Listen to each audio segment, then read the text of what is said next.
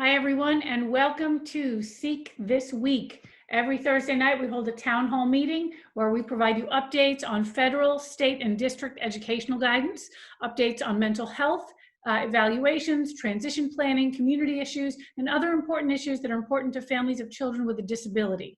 Also, we try to answer as many questions as we can from our leaders that are child advocates and attorneys within our state that serve on our board. I'm Barbara DeStinti. I'm the president of SEEK, and I'm also the parent of a child in special education. And hi, I'm Julie Swanson. I'm a special education advocate and a parent of a 25-year-old young man who has an autism spectrum disorder who has been through the special education system. Hi, everyone. My name is Jeff Forte. I'm a special education attorney in Shelton, Connecticut. My wife and I live in Milford, and we have a child on an IEP. Hi, I'm Andy Feinstein. I'm a special ed lawyer at Mystic. Jen? Hi, I'm Jen Laviano. I'm a special ed lawyer in Sherman. I am the co-chair of the Attorneys Committee for COPA, which is the National Organization for Parent Attorneys and Advocates, and a member of the Executive Committee of SEEK. I'm Jerry Fleming, a special education advocate with an office in Norwalk. I'm a board member of SEEK and a parent of a young adult on the autism spectrum. And we are very happy to have Jerry here tonight with us. Usually she is one of our moderators of our chat.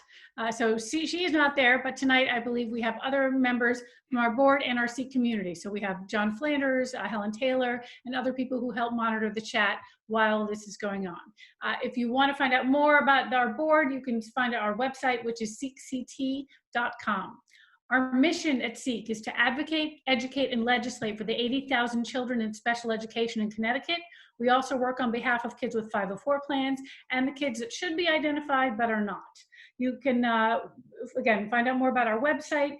Just a reminder, we are a nonprofit organization. We are all volunteers here. We do accept donations on our website because we incur some operating costs in order to lobby in Hartford and increase our accessibility for our audience. Your donations go directly to these activities. In fact, because of recent donations from our Seek This Week audience, thank you, we've been able to hire a Spanish translator for our webinars. We just did a What Will School Look Like webinar this last Tuesday. If you've missed it, it's posted on our Facebook page. And our next webinar will be next Friday at 10 a.m. and it's Managing Mental Health for Children with Disabilities and their parents. We'll find out more information. We will post that tomorrow on our Facebook page. We're very excited to announce that next week's Seek This Week we are going to have Commissioner Cardona. Yes, the Commissioner of Education is going to be our special guest. So start sending your questions in now to seekthisweek@gmail.com because it takes a lot of time for me to put together the questions and send them to Cardona. He's going to want to see them ahead of time, but we're very, very excited to have him on our show next week. So Jen, start us off with our disclaimers. It's my favorite part. So yes, even though several of us are attorneys, this is not intended to be legal advice. This is intended to be a conversation and information gathering and sharing of information about the topics that Barbara has already talked about at the beginning of the session.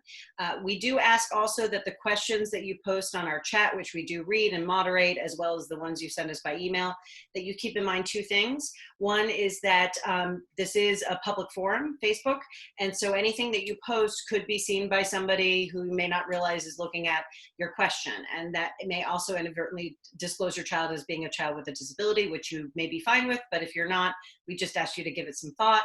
And the other thing is that we ask that those questions that you pose be kept general. We are trying to give as much information to as many families as possible and not answer very specific questions about an individual child's IEP. All right, thanks, Jen. This has been a very busy week. So Andy, why don't you start us off with an update from the feds? Anything new from federal?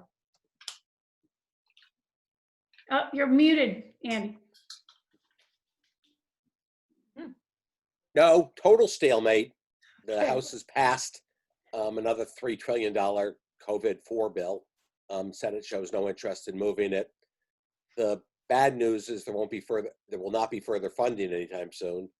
The good news is there won't be a vehicle to do anything to strip away IDEA rights because no bill is going to pass anytime in the near future. Okay, thank you very much. All right, Jeff, why don't you fill us in on the committee that you are on, this RESC committee? Tell us what it's about. Sure, Bab. So as the board knows, I've been asked to sit on the RESC advisory group, which is a group that was set up to help determine how to best reopen the schools. And We Jeff, have a I'm going lot. to interrupt you. What does RESC stand for? Sure. RESC stands for Regional Educational Service Centers, and there are 6 of them across the state. Let me go to a screen share here if I can. All right, so can everyone see that? Yep. Okay. So this was an update that we received this week, okay, earlier on in the week. And again, RESC Alliance stands for Regional Educational Service Centers. What I've done was I've basically highlighted an overview of what I wanted parents to distill from this, okay? So there was a survey that was supposed to be sent out to all districts by superintendents. And of the nearly 40,000 people that submitted answers, of which 30,000 were parents, by the way. So this is a very good capturing of parent input. It generated more than over 1 million reactions, okay? There essentially became 6 teams across all of the RESC centers, and these were the themes that were expressed as a result of the data from this survey. Supporting the well-being of schools, students, families, and staff, the reduction in the spread of the virus, school operations and logistics, coordinating and communicating within schools and with parents, teaching and learning, and then the worst is if there is a second wave, how do we come up with a more proactive plan so we can roll this out faster by way of contingency planning? Now, we're going to post this on our website at SEEK, okay? But one thing that's abundantly clear is that the participants of the RESC group are wanting to have clear guidance from the state, okay? We're wanting to have clear guidance with establishing clean environments. What is the definition of that, right? Clear guidance for establishing social distancing. On operations and logistics, clear guidance on modifications that are permissible to school calendars, daily schedules, and instruction models. Clear guidance on food service requirements. Clear guidance on the elements of a return plan back to school. And down here, we get more into the academics of guidance. We need strategies on a large-scale basis to address learning gaps. We need clear guidance on expectations for in-person, hybrid, and remote learning models. Now, the other item that was posed that the RESC group did was to develop different models of operating school days when we go back to school in the fall. So this is not for ESY. Attorney Jen Laviano is going to be going into that in just a minute. This is proposals in which we would be operating when we come back to school in the fall. And essentially, there's 3 thoughts, 3 camps. The first is where we would have alternate days. And what this means is that half of the students in a school would attend school full day on, Mondays and Wednesdays, while the other half of the school would attend on Tuesdays and Thursdays, with Friday being an alternate every other week. Arguably, the benefit, perhaps, would be that for parents, they would at least be able to get to work 2 to 3 days a week, okay? The challenges with the alternate day school, though, is that we're really only half learning, right? Teachers would be re-instructing the same content twice during the week. So students are not really receiving a full week of school. Busing costs would be the same, and then there's also, some distribution of food, which is obviously equally important because we need to have breakfast and lunch for our children. The other model would be where it's a half day, every day. And the way this would work is where half of the students would come to school in the morning, and then they would, receive maybe like a boxed lunch and go home for the rest of the day. And then the afternoon children, the other half of the school, would come in the afternoon. So the benefit to parents with this is that at least some could be working a half day every day at work. The challenge with a half day is that it may require extended hours for teaching, as well as additional lectures and lessons, okay? It would require double bus routes. Now there's 550,000 children in school. So if we had to do this for a whole year, it would be an additional $500,000 per student. I don't see that personally as an issue, given that the CARES Act stimulus package is over $111 million towards Connecticut schools. But if we do this for 3 months or half a year, the bus route costs really aren't that much.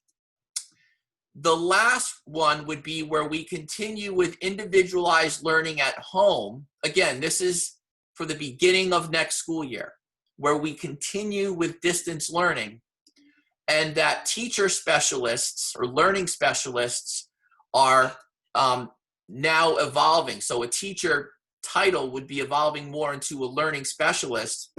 And this is the part that I think is just not going to work at all on any level, is eliminating busing in favor of group Uber and Lyft. I personally am not comfortable with my child getting on a Uber or Lyft.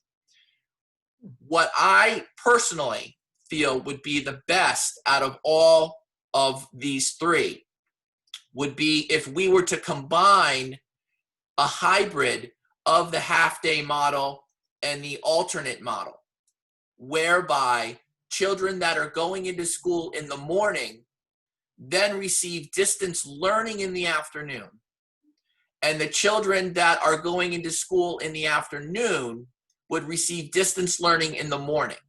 And perhaps we could integrate the two, so distance learning children can also be participating with the in-school children remotely, and vice versa. Okay, so this is what's been going on right now. This is the talk within the RESC reopening advisory groups as to how we're going to plan for next year. It has not been finalized yet, but this is what has been as a response to the surveys that we have received so far. So I'm going to stop sharing the screen for a minute now and give it back to you, Babs. Well, let me just say on this. Yeah, go ahead, Andy. That, there are lots of options out there.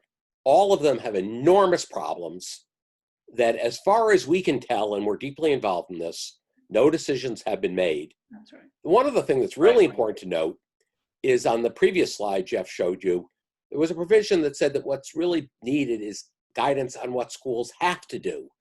Right now, we're moving down a path, and we'll get into this a little later, we're moving down a path where it's up to each local district. And so conceivably, one district could have 5-day-a-week full-time school, like pre-March, and the neighboring district could have all distance learning. That would lead to a great deal of anger and confusion, and would not be very sound policy. But at least so far, our State Department of Education has refused to issue any binding rules. Okay. All right. So we're going to, speaking of rules, guidance, etc. Jen, ESY, parents' 3 favorite letters. Yes, Showed up, and we got some guidance today. So fill us in. Yes. So first I want to say, we've been saying for, I don't know how many weeks now, that the state's been promising guidance on extended school year programming for students with disabilities who receive those services over the summer. We finally got it today. And I would echo what Andy said, that this, in most of our view, is the opposite of clear guidance. It is confusing. It doesn't tell us much new that we didn't already know. And to the extent there is new information, frankly, some of it is troubling to us. So I'll start with the information that's not troubling. At the bottom of the screen, the footnote 1, it says the term recovery services is defined as services provided to a student to remediate lost skills due to school closure. So we've been struggling in this community for a while with what to call these services that students are losing during the time of distance learning, whether or not it is compensatory education, which is a remedy available under the law when students lose services, whether it's something else. And the term that the State Department has been using in conversations with them has been this recovery services terminology, but this is the first time it really seems to be appearing as defined by the state. So we now know that's what they will be calling the missed services during the school closure. Here's the troubling information that's in this memo. So ever since March, the guidance we've gotten from the state has suggested that during this period of time, the distance learning that is occurring for students with disabilities don't count as school days, and further that what is happening during distance learning is not something that has to be changed through or documented through the IEP process, through the PPT process, nor our district's really supposed to be discussing distance learning at PPTs. Now, we've had mixed signals from the state as to whether that is their position, but I can tell you firsthand, and I'm sure my colleagues on this panel would concur, that I have heard it more than once at PPTs I've attended for my clients, that the state has told us we are not to discuss distance learning at PPTs. We have officially in numerous documents taken the position as SEEK that that is illogical and not permissible under the law, that this is information that the team should have, especially now that we know that the closure was not a short-term closure, but will be through the end of this school year. And for students who receive ESY services, perhaps many months that they are going without in-person services. And so among us, we've been almost forced to have a sense of humor about this. Those of you who've seen the movie Fight Club, you know, the first rule of Fight Club is you don't talk about Fight Club. Our comment is the first rule of distance learning is you don't talk about distance learning. Because according to the new guidance today, extended school year services, the discussion about it, and Jeff's been kind enough to highlight it, is supposed to be talking about information the schools had about students up through March. Essentially meaning that when teams now discuss extended school year service eligibility for students, if they haven't yet discussed it, they're not supposed to be considering the information about what's been happening since the students have been learning from home. We think that's ridiculous. It is essential information for the team to have. In some circumstances, that information is informative in that it tells the team that skills that they thought were solid before the school closure are not. In some circumstances, it's telling us that certain modalities work better for some students than others. And in many responsible districts, they are continuing to have these conversations about distance learning because they know it's valuable current information. But this guidance now says up until March is the information that a PPT is supposed to use to determine eligibility. And the other thing that the guidance does is it, again, as it did in its last guidance on PPTs, it dissuades teams from making these determinations through the PPT process itself, but rather through something called an IEP amendment. An IEP amendment is where you can revise an IEP on the papers, meaning the team doesn't have to meet even virtually or by phone, but you can just exchange a document that amends the IEP document. We are concerned about that because we believe strongly that that reduces the robust conversation that parents and educators often have at PPTs about what is and isn't working. And we are very concerned about the new guidance in that it's not strong enough. It doesn't include directives to districts, and it continues this viewpoint that we think is a fallacy, that what happens during distance learning is not relevant to the PPT discussion. So that's my fairly quick summary of the guidance that was released today. Great. Thank you, Jen. Thank you very much. Then our next piece of information we want to talk about is SEEK's position paper. Listen, we've had so many conversations about what will school look like, what's going to happen. We had a whole webinar about it on Tuesday, and there is a lot of confusion. There are a lot of different opinions. And SEEK has gotten together, and we put together this position paper. And Andy, I would like to you to introduce this and explain it a little bit more to us. So make sure you unmute yourself before you start talking, please. So as Babs was saying, there's been a lot of discussion about reopening, and we have opinions about a lot of it. Now, much of what has come out so far has been, very sort of health and safety guided, which is appropriate. But we're not experts on hand washing and social distancing. We are somewhat expert on special education.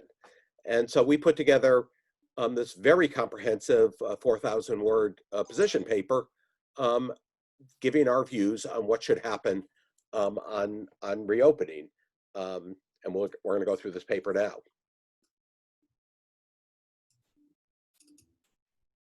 Back to you, Babs. There we go.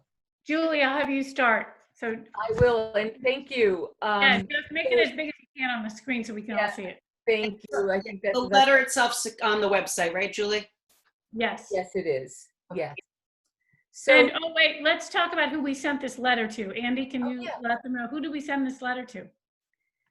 It's a position paper, and it was sent to everybody we knew. We sent it to the press. We sent it to the governor. We sent it to the officials in the Board of Education. We sent it to the boards, the Organization of Boards of Education, the Organization of Special Ed Directors. I'll tell you what's been remarkable in this process is the fact that a lot of these organizations who are on the other side, school administrator types, tend to be in agreement with us on a lot of this. They're particularly in agreement on the fact that the State Department of Education has fallen down in its task to provide real guidance and direction on how to move forward. And they would like that guidance as much as we would. And that our paper talks about the areas in which direction should be given and further guidance is needed. Great. Okay, so Julie, why don't you get us started with the main points of this this paper? yes, and so it is it's a reopening of school and the reimagining of school. So one of the first principles is that the economy cannot recover unless schools are reopened. And schools cannot be reopened unless it's safe for students, teachers, parents, and bus drivers, and numerous others to go back to school. So the economy and school opening is inextricably entwined. And one of the things that for me personally that is frustrating for me, and maybe there's an effort about this that I'm not aware of, is I'm still not understanding why the business community and the school community, the educators, the lead educators in our state are not working together and rather in two separate silos. Because going back to school, as Jeff just pointed out in his presentation, you can't do one without the other. So that's one of the principles. Distance education rather, cannot work when the student lives in a household that cannot meet the student's basic human needs.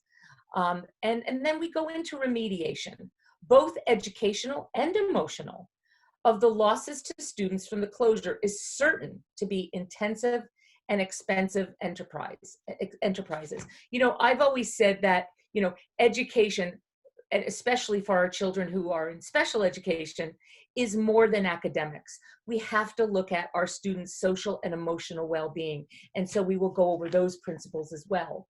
Lastly, the education system as it existed prior to March 13th, when everything closed down, was seriously flawed, and particularly for those students with disabilities, English language learners, students of color, residents of urban districts, and students growing up in poverty. And of course, tonight, while we are always interested in these other groups, we are here to discuss mainly students who have disabilities, and that is something that we are incredibly concerned about. And now that I've gone over the general principles, I'm going to kick it off to the next person, and we're going to go through the position paper. And we certainly hope that you learn from it, and we'll look forward to your comments if you don't. If there's anything you want to comment on. It's actually a great segue, Julie, because one of the things we are looking for by putting out this position paper is your feedback. There are any number of possibilities of how school can reopen, and many of them have real problems, as Andy stated earlier. Johns Hopkins University did a great paper May 15th on some models from other countries, but we don't yet know what the long-term data is. But there are any number of models, and we have at SEEK talked about and brainstormed and thought about the pros and the cons of various models for our students.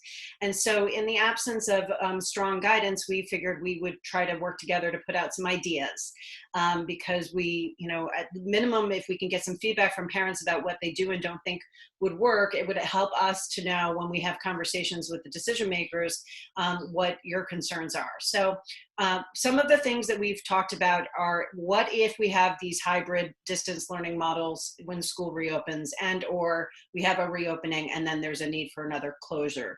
What do we want to do? Okay, so what we have learned is that the school districts in Connecticut are moving forward designing plans without any central decision-making criteria or position from the state. And this is very worrisome to us, not only because we are very frustrated when we see the variability from school district to school district in Connecticut in the quality of education and special education and how they handle certain things, but on something as essential as whether the entire state is going to be open for full days for school or not. The idea of how a family who has maybe one child in a magnet school in one school district and another child in their local public school, and for teachers who very often teach in a different school district than the one in which they reside. If we have no uniformity, we're very, very concerned about the impact it's going to have on our students and our teachers, and generally whether it's even feasible. So we want to make sure we're starting to make some suggestions now of how we can plan. Obviously, it's going to be important that everyone comply with social distancing and testing, hygiene, personnel protections. All of those protocols are going to be essential to follow. The number one thing we hear, and Jeff has reported back to us on the RESC task force, is that safety is a paramount concern for all stakeholders, is that nobody wants to go back if it's not healthy, if it's not safe. And we of course know that many, many students with disabilities have underlying health issues, and some teachers as well. So what we are looking at is for the schools to start to provide full day in-school education for a certain population of students, okay? And we gave this a lot of thought and looked at what some other countries have done. They're sort of all over the place in how they made these determinations. But here's the group of students that we feel, even if schools are not starting in a 5-day-a-week, full-day schedule in the fall, these students should be, as long as it can be done so safely, okay? 1, students with IEPs. Now, we specifically did not list here students who have 504 plans, and there's a reason for that. Students who have 504 plans are not receiving specialized instruction in the way that students who have IEPs are, and many, many students have 504 plans because they have underlying health issues, and they may be more vulnerable than their non-disabled peers, and we certainly don't want to have them go back early when we're not at all sure how it's going to go in terms of people's health. 2, students who are English language learners. We know that they're going to be farther behind along with our students with disabilities. Students who had limited access to devices or internet connection during the period of closure. You would be stunned by how many students have had literally no access to any education at all from March 13th to date, and may not until September. 4th, students who, for whatever reason, failed to access distance learning during the period of closure. We know, and your chats and your questions are rife with this. So many of our students have had absolutely no ability to engage in distance learning due to the nature of their disability, due to a number of factors. This has been a period of absolutely no instruction and no education. Those students need to be back full time. Next, students whose parents are essential workers, which we include to mean teachers. If we're going to be asking our teachers to be going back to instruct our students, their children need to be able to go back to school as well. Healthcare workers and those involved in the production, transportation, or sale of prepared foods and unprepared foods, grocery store workers, etc. And the siblings of these students that we describe above.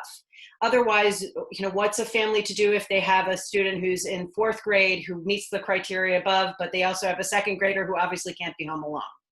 And so these are all the factors that we have taken into consideration. I say this also pointing out that we want your feedback. I have heard everything from, even within our weekly Seek this week, everything from we need to go back to school yesterday to I'm not sending my kid back to school in the fall no matter what. And we have to hear that feedback from you so that we know what to say when we are asked the questions of what are the parents in Connecticut thinking. Is that the end of mine, Jeff? Yep. Okay. Thanks, Jen. Yeah. So, just to echo what Jen was saying, right? With the RESC guidance, we are looking for guidance from the state. And SEEK is also seeking guidance from the state. And if you as a parent agree with our position paper, I ask and SEEK ask that you share this as much as you can on social media, with your friends, with fellow teachers, and like it on our Facebook page as a means for us to report that this is something that we can get systemic agreement on, okay? So following up with what Jen said, these are some additional specific considerations that we as a board of SEEK feel that need to be considered when we're reopening schools, okay? The first is we need universal screening. All schools should screen students to determine their needs so that those needs can be addressed once school reconvenes. Now, the universal screening that we're asking for is to determine reentry readiness of students, okay, on an academic level, but also on a health level. How is their physical health? How is their psychological and social well-being, okay? Academic screening, and then, of course, interviews with the parents and the students. The next is professional development. Professional development should be mandated for all teachers in relation to social emotional learning approaches, especially recognizing and responding to students that may have been traumatized during the school closure crisis. For many, there's been an increase in domestic violence because everyone is home. And we need to identify trauma-informed children, okay? And we need to have management coping strategies and reduce the potential of disciplinary results of that in the classroom, okay? The last is that we need guidance. We need guidance from the CSDE, from the Connecticut State Department of Education, that referrals are not going to be made to the Department of Children and Family Services, DCF, or to the police, or to our court system in cases where families feel that they cannot return their child safely. I can't begin to tell you the number of cases that are occurring because of educational neglect, okay, where a district is saying, well, if you're not going to allow your child on for distance learning, we're going to make a referral to DCF claiming educational neglect. Well, we need to stop that, all right? And we need guidance from the state to relax that standard. So understandably, if parents are feeling that their child is not emotionally, psychologically, or health-wise ready to go back to school, we need standards to reduce the educational neglect claims and the referrals to our courts of law and to our police departments. Okay, I think I'm done with my slide, so we'll go to the next slide. That's me. Okay, Andy. Got it? Yep. So it's time we recognize that having a device and having a connection to the internet are not options. They're basic human needs. And they're certainly basic human needs in the case of education. A student cannot participate in distance learning without those. And while there's been some effort to provide computers and some effort to provide connectivity, there's still an appalling number of Connecticut students who lack one or the other and cannot participate in distance learning for that reason. When we built this, we're on the section now of building an education system for the future, using this crisis as an opportunity to build something new and better. And the one element of that has got to be that it's a basic human right to have both a computer and connection. Second, we've got to recognize the type of stuff that has been given out in a lot of cases, not all cases, but in a lot of cases, as distance learning is just not education. Packets of pre-prepared material, a weekly phone call, posting an assignment on a platform. That's not education, yet it's still being done for too many kids. And this is an area where the State Department of Education needs to step up, among many others. Third, parent training is listed as a related service under the IDEA. It's rarely used in Connecticut. It's much more broadly used in other states, frankly. We've got to make it the norm in Connecticut. And particularly in this time of distance learning, we've got to have a program of teaching parents how to use the devices, how to use the apps. And then, we need parent training for behavioral control, for dealing with social emotional needs. Parents need to be trained. Indeed, I need parent training in how to do the math that my fourth grader is doing. I did very well in math in school, but I have no idea how this math that's being taught now is done. I need parent training in that.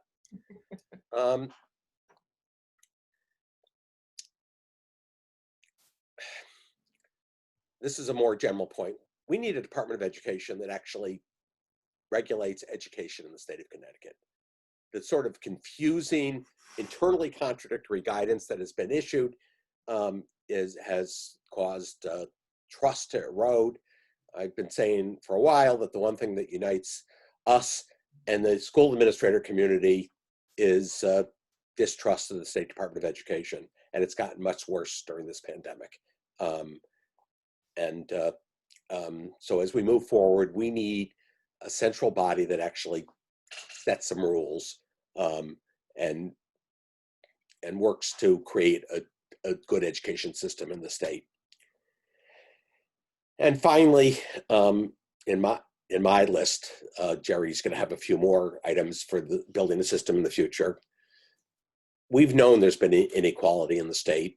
Back in 1977, the state Supreme Court decided in the case of Horton versus Meskel that funding education solely through property taxes violated the Constitution. We now have a system where the difference in income, the difference in wealth levels between cities and suburbs has grown astronomically since 1977. And while there is education equalization funding, it's nowhere near sufficient to make up for the difference. And we've got to understand that it costs a lot more to educate a kid who comes from poverty than it costs to educate a kid who comes from a wealthy family. And so equalizing funding for education is just the start. We actually have to devote the resources where they're needed. Jerry, your turn.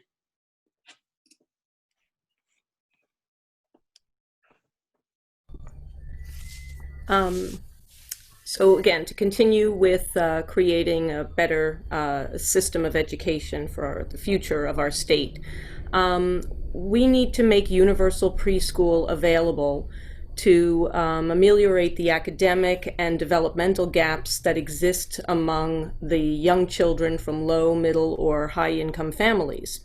The extraordinary return on investment shown in multiple longitudinal studies should make this universal preschool a straightforward decision if we are serious about educational equity. Race and ethnicity also play a large role in what President Bush referred to as the soft bigotry of low expectations. This is most obvious in special education, and it is in the findings and purposes of special education that expectations need to be robust. For a wealthy white student in a suburban community, special education means additional services and supports. But for a student of color in the inner city, special education means segregation and reduced education. This has to change. Education should consist of longer school days, and shorter summer breaks to provide programs of enrichment, accelerated learning and remediation, tutoring, sports, lessons in music, fine and performing arts, informal playtime, and recreation. The same opportunities afforded to the children of affluent parents should be available to all students in Connecticut as shared learning experiences. This would increase student engagement and level the playing field between rich and poor. But the overall quality of our education must improve too. We have to provide students research-based programming, especially with regard to literacy skills for all students, and the interventions for students with disabilities. Extended school year programming in Connecticut for students with disabilities served under IDEA needs to be overhauled. Every year, we squander this opportunity to close Connecticut's achievement gap, which is the widest in the nation. There is no other state that has a greater achievement gap than Connecticut. This should be an embarrassment. We have to go beyond the absolute minimum, which is what the federal law requires, the maintenance of already learned skills. We need to demand more of our professional educators and expect more from our students. The Connecticut students deserve as much.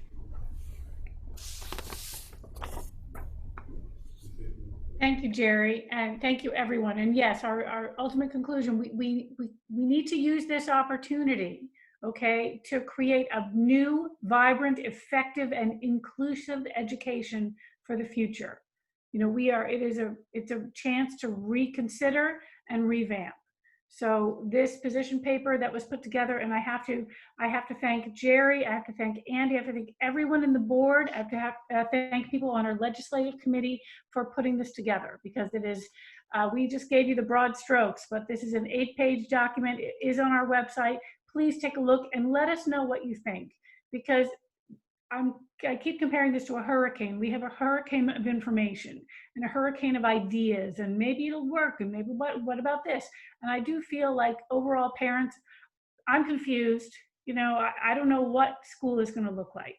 And we at least are trying to give you some clarity.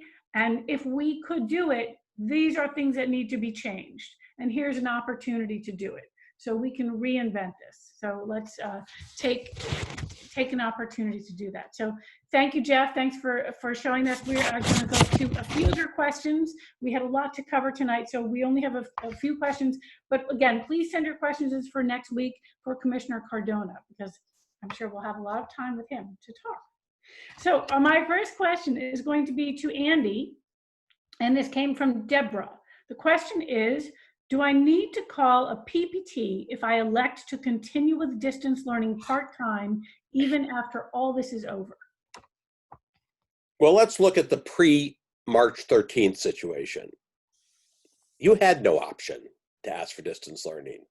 The school provided the program in school, and you could accept it, or you could reject services in a homeschool with no support from the district.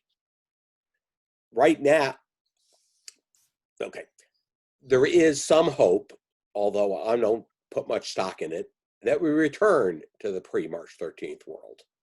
And if that's the case, you have no right to elect distance learning. What the conventional wisdom is, to the extent there is conventional wisdom, is that we have a long period of some sort of hybrid of distance learning and in-school learning. Our position certainly is that if you don't want to send your kid to school and you want to continue distance learning during this period, you ought to be allowed to have full distance learning. But that's by no means guaranteed that that's even an option. There is something called homebound instruction for medical needs, and Jerry will talk about that in a minute, and that allows for remote learning even when school is fully in session, but there's some fairly strict rules as to qualifying for that. So the short answer is You may not have the right to ask your PPT to continue distance learning, but my hunch is that you will. Okay, thank you. All right, next question is for Jeff from Luarna. The question is, I understand there are many different hybrid models being proposed for school reopening. No kidding. Is there any possibility that school will open as a full 5 days per week with more than 10 students per class, basically the same as prior to closure? Or has this already been ruled out by the reopening committee? So the official answer is that we still don't know yet, right? Nothing has been ruled out yet, but based on the evidence that we're seeing directionally, it does not appear, although we don't have an official answer yet, that we will go back to our pre-corona school days anytime in the near future, including for ESY as well as in the fall. But it's not been ruled out yet, but that's what the evidence is suggesting. Okay, thanks, Jeff. Yep. Our next question is for Jerry. Jerry, you have to unmute yourself. Thank you. From Darlene, and the question is, if students are medically fragile and cannot come into the physical school building, what is the district's responsibility for educating that student? So COVID-19 has the potential to pose a serious risk to already medically fragile students. Their underlying medical conditions make them susceptible to the virus and also to the serious multi-system inflammatory syndrome.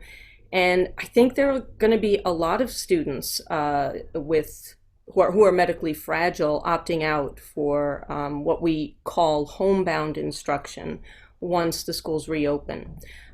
Medically fragile students can be eligible, some under IDEA, depending on their condition, but all medically fragile students should be covered under Section 504. And if a student cannot attend school, even with the accommodations set forth in their 504 plans or their individual healthcare plans, because their health and safety cannot be guaranteed, then the school still must accommodate that student's needs through homebound instruction if the student is up for it. Under the Connecticut regulations, Section 10-76D-15, homebound instruction is provided to any child who cannot attend schools for a verified medical reason. You need your child's treating physician to fill out the form for homebound instruction provided by your district. Andy did mention that this is pretty onerous. So you have to use the district's form. The doctor will need to consult with, I think in the statute or in the regulation, it says the school's health personnel, also known as the nurse. The doctor has to provide the diagnosis and supporting documentation and certify that the student will be absent for at least 10 school days, consecutive school days, and the doctor has to project forward how long he or she thinks the student will be out. If the child also has an IEP, then a PPT meeting has to be held to consider the child's needs and determine what revisions to the IEP may be needed. Homebound instruction is to maintain the student's general education program in the core academic subjects. The absolute minimum for a student in kindergarten through 6th grade is 1 hour a day or 5 hours a week. For students in the 7th through 12th grades, the minimum is 2 hours per day or 10 hours a week. This time, however, can be increased or decreased if the data indicates, especially if the student isn't up for that amount of instruction. This time can be increased for students, say, with IEPs. The purpose is to maintain the continuity in general ed as well as to progress towards meeting goals and objectives in the IEP. That means special education and related services should be part of the homebound instruction. In the past, Homebound instruction meant that an itinerant teacher or related service provider would come to your home, physically come to your home to deliver the service. In this situation, however, it is more likely that homebound instruction will be delivered remotely using distance learning. And as Andy mentioned, I think that may just become the wave of the future for all homebound, but that is, that remains to be seen. But it probably will be delivered remotely using the distance learning approaches as the risk of the virus transmission increases with every outside exposure. Great. Thank you, Jerry. And Jen, did you post that statute on our chat? I did, and so did Helen. Wonderful. Excellent. We've got a good team here. So my next question is for Julie. Julie, this question is from Gina. How are we going to handle kids transitioning to new schools, such as middle schools and high school? And how are the teachers going to know what needs to be made up and focused on for their learning and services? Well, to echo the theme that everyone has been talking about tonight is no one has the definitive answer on that yet. But what seems to make sense for younger kids is perhaps asking if they could be looped with the teacher, or start the year with the teacher that they had last year. So that teacher, because that teacher will have a handle on where that child was previously, and maybe at some amount of time later, then they will transfer to the teacher that of the actual grade. That's certainly an idea that I know Jerry had come up with when she was putting as one of the authors of the position paper. And it could certainly be something that you can ask your school district to do. That doesn't mean it's going to happen. The other question was, how are teachers going to know what needs to be made up and focused on for their learning and services?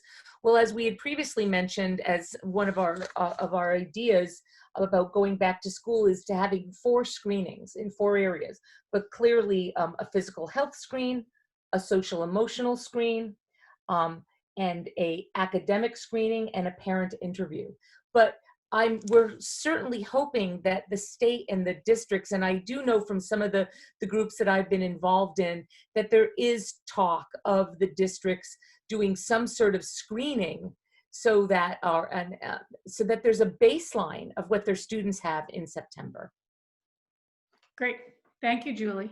So we are toward the end of our show. We are at the point where we do our takeaways. So again, it's a confusing time, but I need my experts to give us one thing to think about for this next week. So Jeff, you get to start. What is your takeaway for our audience for this week?